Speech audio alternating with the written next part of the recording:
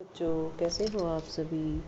मैं आशा करती हूँ कि आप सभी अच्छे होंगे, घर में रहते होंगे, घर से बाहर नहीं जाते होंगे, अपने घर पर ही रहकर अपनी पढ़ाई सुचारू रूप से कर रहे होंगे।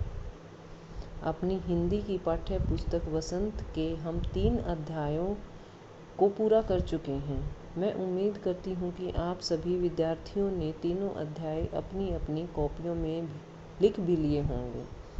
तो आज हम अपनी पाठ्य पुस्तक के अध्याय नंबर 4 को करेंगे, जिसका शीर्षक है कठपुतली। यह एक छोटी सी कविता है जो कि भवानी प्रसाद मिश्र द्वारा रचित है, जिनका जन्म मध्य प्रदेश के टिगरिया गांव में 29 मार्च 1913 में हुआ था।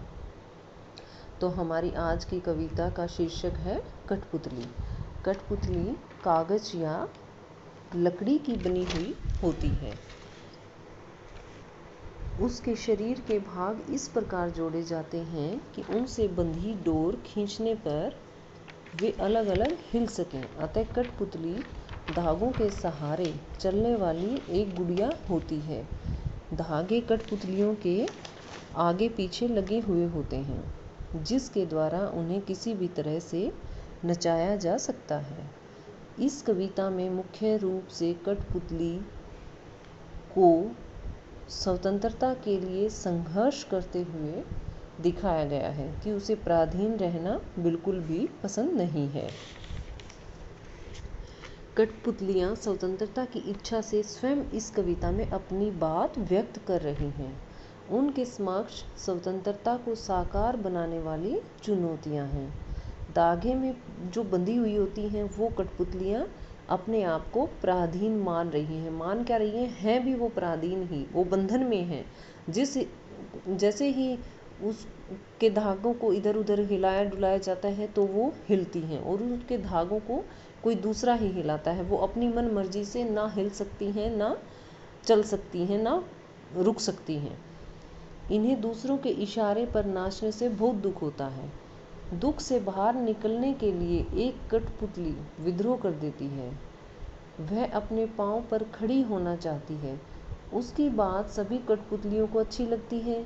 जब वो एक कठपुतली विद्रोह कर देती है तो और कठपुतलियाँ भी, जो कि पहले नहीं बोल रही थी, बिल्कुल चुप थी, मौन थी, उसको देखकर वो भी उसके साथ हो जाती हैं। स्वतंत्र रहना कौन नहीं चाहता, सभी को अपनी आज़ादी पसंद है। कोई भी किसी के पराधीन नहीं रहना चाहता, अधीन नहीं रहना चाहता। सभी आज़ाद रहना चाहते हैं, चाहे वो पशु पक्षी हों, चाहे वो मानव जाति हो।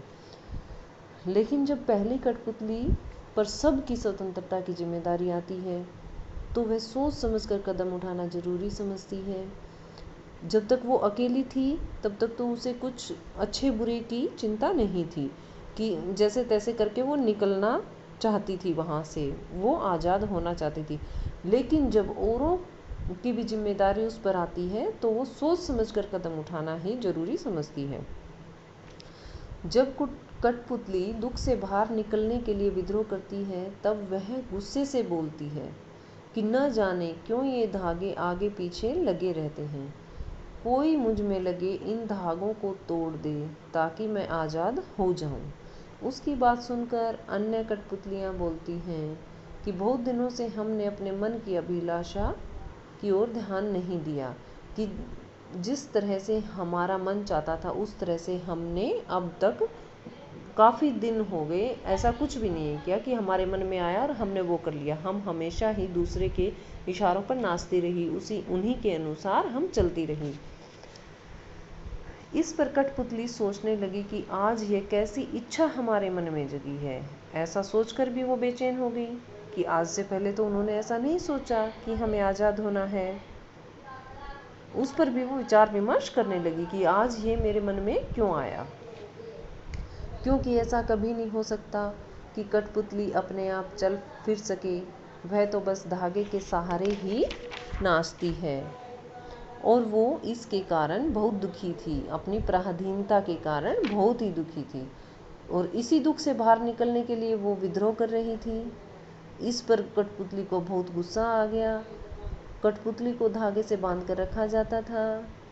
वह इन सब चीज़ों से तंग भी आ गई थी। तो इस कविता के माध्यम से कवि भवानी प्रसाद मिश्र हमें यह संदेश देना चाहते हैं कि परतंत्रता का जीवन कोई नहीं जीना चाहता। इस विचार को कवि ने कठपुतलियों के माध्यम से दर्शाया है। एक छोटी कठपुतली अपने बंधन तोड़ना चाहती है तो दूसरी कठपुतलियां भी स्वतंत्रता की आशा करती हैं। कठपुतली अपने पांव पर क्यों खड़ी होना चाहती थी, इसके बारे में भी इस कविता में यही बताया गया है कि वो आज़ाद होना चाहती थी। कठपुतली को पराधीन रहना बिल्कुल भी पसंद नहीं था। कठपुतलियाँ जिनके जीवन का आधार ही धागे हैं, उनकी नींव ही धागे हैं, वो चलती फिरती उठती बैठती सभी कुछ उनका धागों से ही संबंधित है। धागों के बिना वो नहीं चल फिर सकती। कठपुतलियाँ जिनके जीवन का आधार ही धागे हैं, वे भी स्वतंत्र होना चाहती हैं। वे अपने धागों को तोड़कर स्वतंत्रता का जीवन जीना चाहती हैं। तो इस कविता में जैसे ये है पाँव पर छोड़ दो, इसका अर्थ है स्वतंत्र कर दो, कि हमारे धागों को तोड़ दो और हमें आज़ाद रहने दो। गुस्से से उबली का अर्थ है गुस्से से भरी। कठपुतली पराधीन रह रहकर बहुत परेशान हो गई थी, तो वो गुस्से से भर गई थी। मन के छंद छूना का अर्थ है चाहत उत्पन्न होना। उनके मन में किस चीज़ की चाहत थी? कठपुतली के मन में सिर्फ एक ही चाहत थी कि वो बंधन में नहीं रहना चाहती। यह कविता मुख्य रूप से पराधीनता को तोड़कर आज़ाद होने के बारे में ही है। धागों में बंधी हुई कठपुतलियाँ बिल्कुल भी पराधीन नहीं रहना चाहती, वह अपने पाँव पर खड़ी होना चाहती हैं। लेकिन जब और भी सभी कठपुतलियाँ उसके साथ हो गई, एक कठपुतली के ऊपर सभी बाकियों की जब जिम्मेदारी आ गई, तो उसे सोच समझकर ही कदम उठाना पड़ा और इस कारण वो चिंतित हो गई।